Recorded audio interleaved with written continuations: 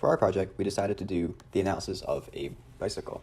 So this bicycle is typically used in outdoor environments, varying temperatures from negative 25 degrees in the winter to 35 to 40 degrees Celsius in the summer. Its intended application is to be used for transportation around campus and around the city, and potentially for recreational use. Now, the bicycle frame has no visible corrosion. The bicycle frame is most likely made out of steel and is coated with paint as a precaution to corrosion. It acts as an inhibitor and prevents the chassis from corroding since it provides a barrier between the steel and the moisture in the air. The top left corrosion is on a screw. Now this screw acts as a sacrificial anode for the frame. The metal chosen for the screw is most likely more anodic than the frame, so that the galvanic cell created between the two metals will cause the screw to corrode rather than the actual chassis of the bike. For this project, we will be analyzing the chassis and the bolt and trying to prevent the bolt from corroding at all in the first place, in all weathers and temperatures.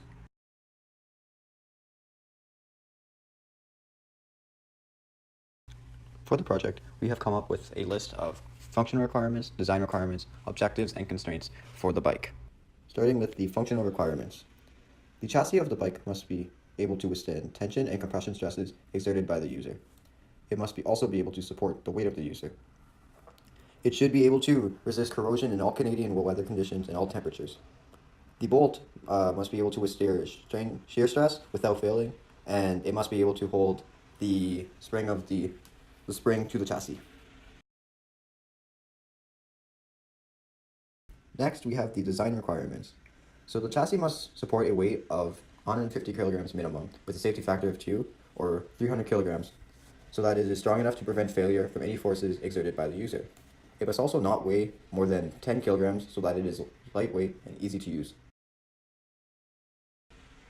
For the objectives, we will be minimizing cost since we don't want an expensive bike, minimizing mass so that it is easy to use, and we'll be maximizing the stiffness so that it doesn't bend while being used. Last, we will be constraining the size of the chassis so the lengths of each chassis member will be fixed, and the size of the bolt will also be fixed.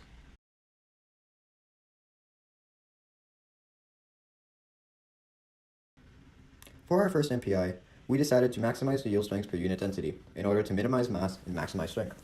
It is important to have a bike frame with a high strength so that it will not fail under the load of a human sitting on it. It should also have high strength to be able to withstand any forces while riding the bike, such as braking or dealing with bumps on the road. To represent this force, we applied a 3,000 Newton force to the seat of the bike. This is an applied force slightly stronger than the mass of a 150 kilogram human with a safety factor of 2. We wanted to ensure that the bike frame is very safe and will not deform plastically until unreasonable amounts of mass is applied.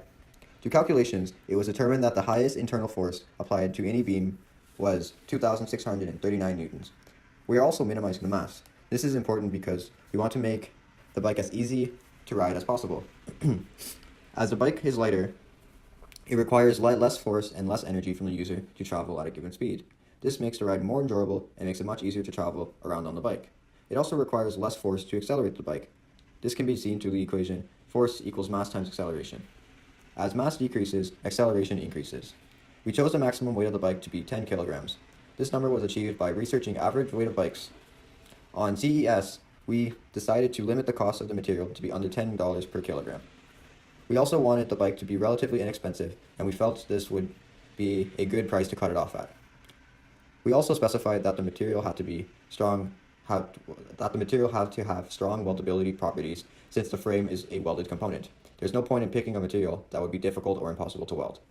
We also wanted the material to be durable in fresh and salt water to withstand any outdoor conditions such as rain, snow, and hail. From our first MPI, our material choices ended up being martensitic steel, austenitic steel, 6061 T6 aluminum, cast magnesium, bronze, copper, and rolled lead calcium.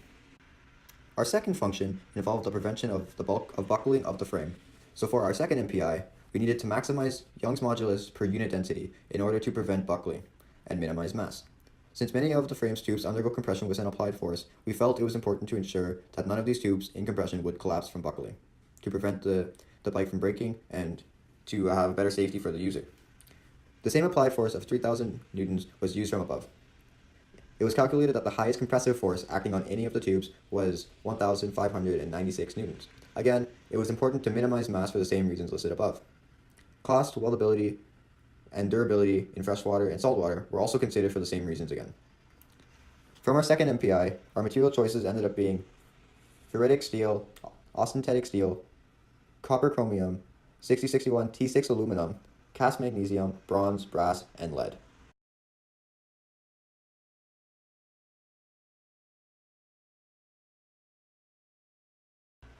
Based on these materials, we decided to go with 6061 T6 aluminum for the bike frame. Although its strength was not as high as steel, it is much lighter in mass and still has more than enough strength for the design purpose. This is the same for brass, lead, bronze, and copper materials, since they have high densities which result in very heavy bikes. Magnesium is a very good metal as well, since it is lightweight, even lighter than aluminum, and is also strong enough to prevent the chassis from having plastic deformation or buckling. However, it is a much more expensive metal than aluminum, and we felt that in this case, having an inexpensive bike is more important than making an already lightweight bike even lighter. This bike is used for transportation and not for racing, so maximizing its performance is not essential. After selecting the material for the chassis as 6061 T6 aluminum, we needed to select the material for the bolt. Now, the selection of the material for the bolt is important because we don't want to cause corrosion on either the bolt or the chassis, and it needs to be strong enough to support all the forces exerted on the chassis as well as the spring. So because of this, we were able to narrow down the bolt to either aluminum or zinc-plated carbon steel. Zinc-plated carbon steel was chosen over the aluminum bolt because the steel part of the bolt is a lot stronger than the aluminum part. However, steel is very corrosive with aluminum, so to prevent this, we can zinc plate the bolt. Zinc is a lot less corrosive with aluminum, so adding the zinc plate will make it very less corrosive compared to steel. The bolt can also be painted to prevent the metals from touching. When the metals aren't touching, there is less of a chance for corrosion to occur. This adds another layer of protection against corrosion for the bolt and the chassis. Comparison between aluminum 6061T6 and aluminum 6262T9. Both materials are within the list of material selection based on MPI calculation. 6061T6 has tensile yield strength of 276 megapascal, tensile ultimate strength of 310 megapascal. It is a high strength and weldable material. 6262T9 has the tensile yield strength of 380 megapascal, tensile ultimate strength of 400 megapascal. It has good machinability and high strength. 6262T9 was initially selected. It requires to go through T4 tempering, T6 tempering, T9 tempering, and cold working. Cold working the 6262 alloy after edge hardening is necessary in order to relieve internal stress, thus increase ductility. However, due to the natural shape of the tube, it's impossible to cold work after it has been edge hardened. So we choose 6061T6 instead. It does not require cold working after edge hardening, and it still has satisfactory properties.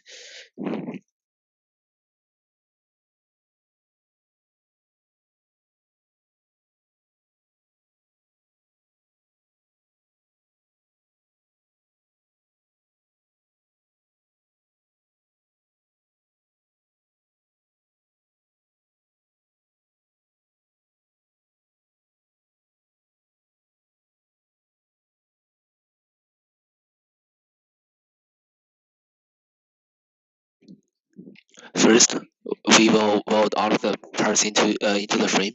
Then there are three main steps to heat treat a aluminum alloy. First, solution heat treatment.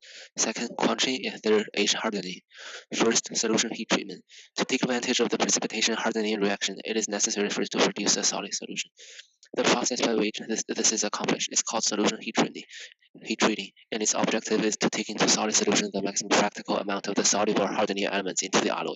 The process consists of soaking the alloy at a temperature sufficiently high and for a time long enough to achieve a nearly homogeneous solid solution. For this particular 6061T6 alloy, we will be soaking this into the air furnace of the temperature 530 degrees Celsius, and the solution heat treatment time is 1 hour. because step in the sequence of the heat treating operation. The objective of quenching is to preserve the solid solution formed at a solution heat treating temperature by rapidly cooling to some lower temperature. This statement applies not only to the retaining solute atoms in a solution, but also to maintaining a certain minimum number of vacant lattice sites to exist in promoting the low temperature diffusion required for zone formation. For this alloy 6061T6, the quenching solution is room temperature water. We will be removing the frame from the air furnace and quickly transfer it into the water tank. The specimen is quenched until it reaches the room temperature. The water temperature is to be maintained under 38 degrees Celsius.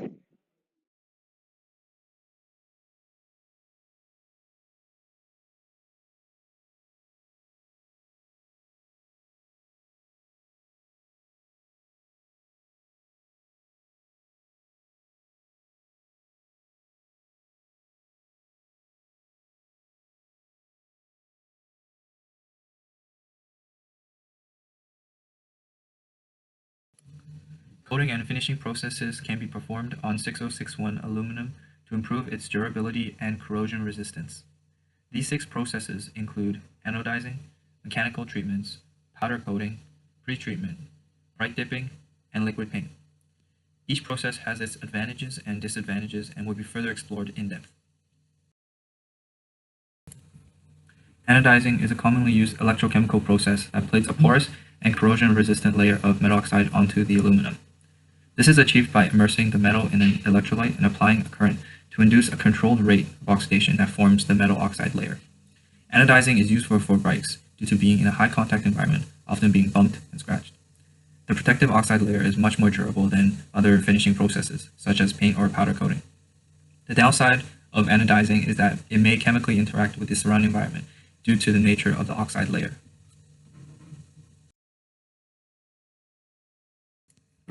Various mechanical treatments that can be performed on the metal include buffing, blasting, polishing, grinding, and sanding. These treatment processes use various methods to all smooth out irregularities in the surface.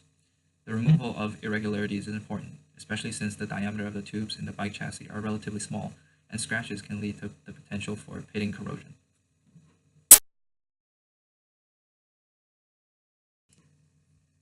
Pretreatment using alkaline or acidic materials to etch or clean the metal can also increase its corrosion resistance by enhancing the adhesion of powder or paint.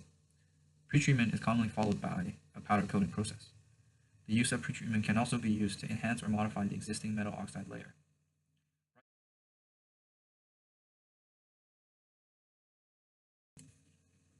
Powder coating involves the use of heat to force a solid resin solution to adhere to the metal and provide corrosion resistance. The advantage of using powder coating is the hardness and gloss that can be achieved due to the incorporation of the resin. When using powder coating, volatile organic compounds, or VOCs, are not emitted, which can be harmful for the environment. Bright dipping is another treatment method that can enhance the oxide layer using hot phosphoric and nitric acids.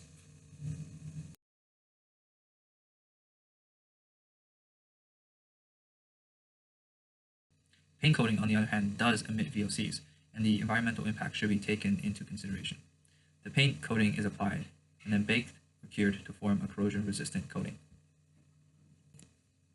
Considering all finishing processes, liquid paint is the most reasonable due to its feasibility. The other methods, such as mechanical treatments or anodizing, may be difficult due to the shape of the chassis. One may argue that the tubes can be anodized prior to welding, but then the welding will not be reinforced and be a potential point of failure.